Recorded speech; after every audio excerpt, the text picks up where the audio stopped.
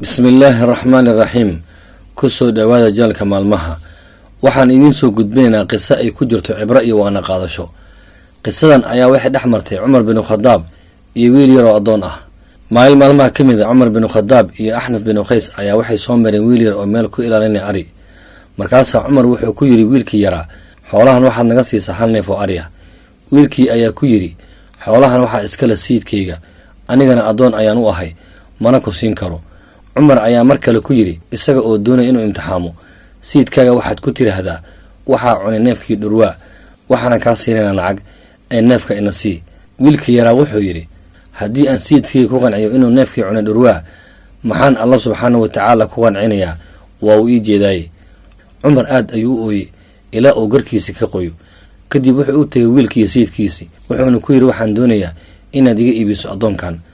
markii uu ka iibsaday ayuu wuxuu ku yiri waxaad tahay xor. wuxuuna ku yiri kelimad aad ku dhawaaqday ayaa adduunyada kugu xoreysay, waxaan rajeynayaa inay aakhirada naarta kaaga xoreyso. wuxuu ula jeeday Umar hadalkiisa maadaama uu wiilkan yiri Allah ayaa ii jeedo, wuxuu ku helay in adoonnimadii lagu xoreeyo adduunyada, aakhirana Allah uu ka badbaadiyay naarta.